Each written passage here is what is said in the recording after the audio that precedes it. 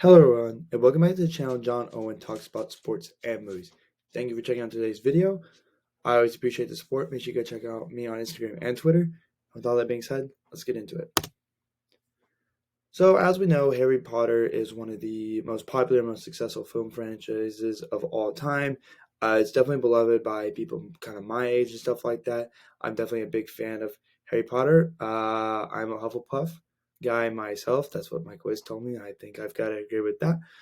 But since the Return to Hogwarts special is airing today, I figured it would be fitting to rank or give you my rankings of all the Harry Potter movies from my least favorite to favorite. I hope you guys enjoy this video. Make sure you comment down below your personal list. Which one's your favorite? Which one's your least favorite? Do you like Harry Potter? Do you not really? But with all that being said, let's get into the ranking. Checking in at number 8, we got Harry Potter and the Chamber of Secrets. I would like to preface that I really enjoy all 8 movies. I really do enjoy every single one of these movies. There's just a few things that kind of separate the ones that I really like from the ones I don't like as much. Starting off with Chamber of Secrets, I really just think this one kind of has the least pressing stakes. It's definitely very fun, very enjoyable, very watchable. There's some great moments in it, but like Dobby has no master, Ron and Harry flying around in the car and everything like that is super fun, super great. But just for whatever reason, this movie just kind of falls a little flatter for me, and that's why I check it in at number 8. Coming to number 7, we got Harry Potter and the Half-Blood Prince. Um, just kind of more of the same. Like I talked about in Chamber of Secrets, this movie is, I mean, it's not necessarily lighthearted, but it's definitely enjoyable. It's very fun to watch, and I think it's a good setup for the finale, even though the finale is split into 2 parts. I think it's a good setup for the Deathly Hallows Part 1 and 2, so I will definitely say it's a good finale successor. But this movie ultimately just kind of falls flat for me again. I'm not completely sure why Chamber of Secrets and this movie kind of do that.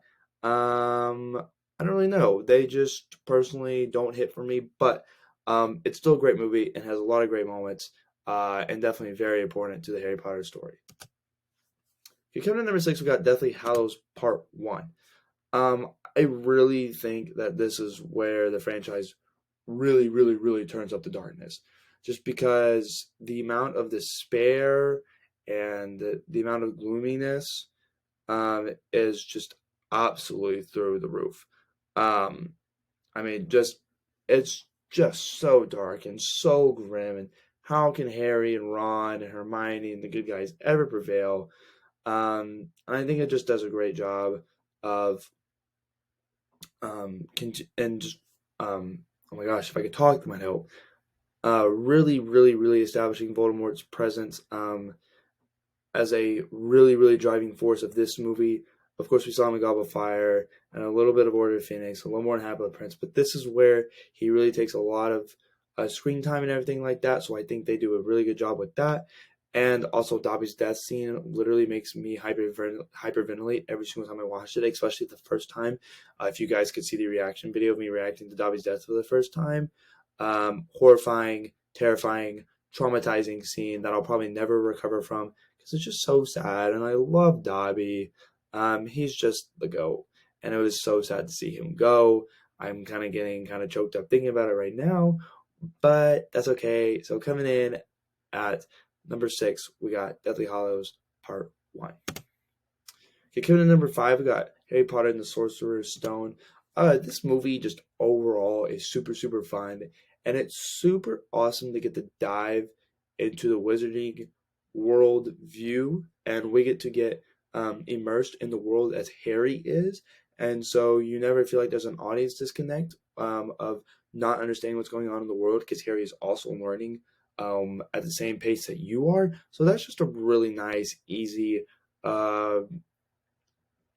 factor when it comes to enjoyability, and I think that's this movie's greatest strength, and I think this is definitely a pretty much perfect introduction movie to a franchise and to a new world, and I just love this movie so much. Okay, coming in number 4, we got The Prisoner of Azkaban. So this is definitely my favorite out of the three, the more lighthearted films. This is actually the first Harry Potter movie I've ever seen. I really think that they do the time travel well. I'm not the biggest proponent of time travel. I really think once you introduce time travel, there's a lot of issues, but I think they do it well and they get rid of the mechanic well. So I think that's a really good. Um, so I really give the movie credit for that. But the introduction of Sirius Black and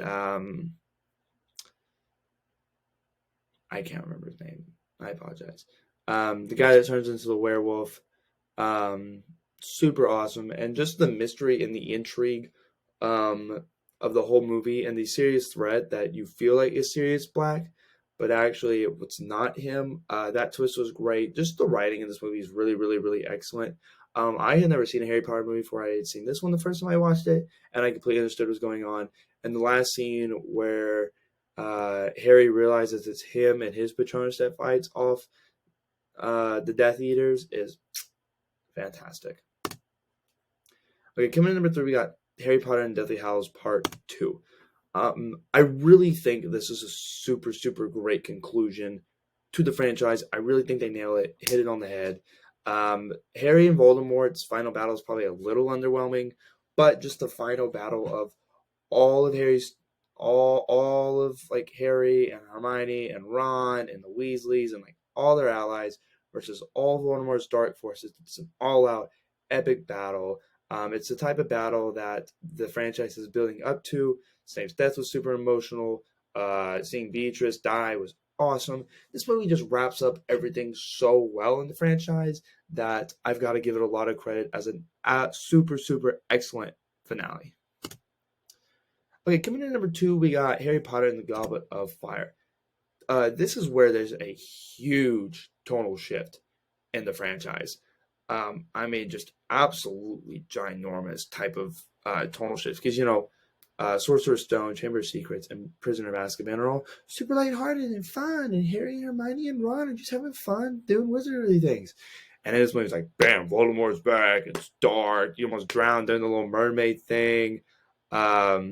Robert Pattinson's character, who I cannot remember his name, dies, which I was really excited about because there was finally some Hufflepuff representation on the big, like, being the main focus, and he just dies. I was like, what? It was so sad. That was terrible. Voldemort's introduction, terrifying. To actually see Voldemort. All the games and the challenges were also excellent, especially the dragon one. If you throw a dragon in your movie, I'm automatically probably really, really going to like it. And I think they used the dragon well. The dragon looks really cool. So I give it mad props for that. But all the Goblet of Fire challenges are excellent. I think the thing this movie does well is the extreme tonal shift without it feeling very jarring to a fault. I think they nail that. I think they do an appropriate stakes jump. And I really think this movie just does a great job as a shifter for the franchise, tone-wise. But coming in number 1, we got Harry Potter and the Order of the Phoenix. Just top to bottom, this movie is just absolutely fantastic. I mean, just oh god, this movie's so good. Watching Harry train the students in secret, while that really annoying lady takes over the whole school, and it's Voldemort propaganda, but the wizarding higher ups like don't want to admit it. And the formation of the Order of Phoenix with the Weasleys and Sirius Black and everything like that was super great. The final battle between like Sirius and Harry versus like Voldemort and Beatrice and everything like that was great. Sirius Black's death absolutely crushed me as well. Not quite as much as Davi's, but very, very, very super sad. And normally I don't like the cliche, like, oh, like, I have the power of friends, so you can't beat me thing. But I really think that they do a really, really good job of pulling it off in this movie. And I don't think it comes off as cheesy or anything like that. I actually think it really comes off powerful because it shows Harry is definitely capable of standing up to Voldemort, which, of course, we've already seen that in the past as a baby. But to watch him actually do it, especially in Goblet of Fire when he really didn't, was really, really good. And I really think this movie just kind of sums up everything that I like about Harry Potter, especially just from a storytelling and character development standpoint. Um, this movie really, really does a good job of developing other side characters that aren't Ron, Hermione, and Harry. Um, and I think this movie just absolutely nails everything and is everything I love about Harry Potter. With that being said, thank you for checking out today's video. Make sure to leave your favorite Harry Potter movies in the comments down below. I really hope you enjoyed the video, and if you guys haven't watched Harry Potter, I would definitely go do that. Make sure to check out the link content. You guys have a great day.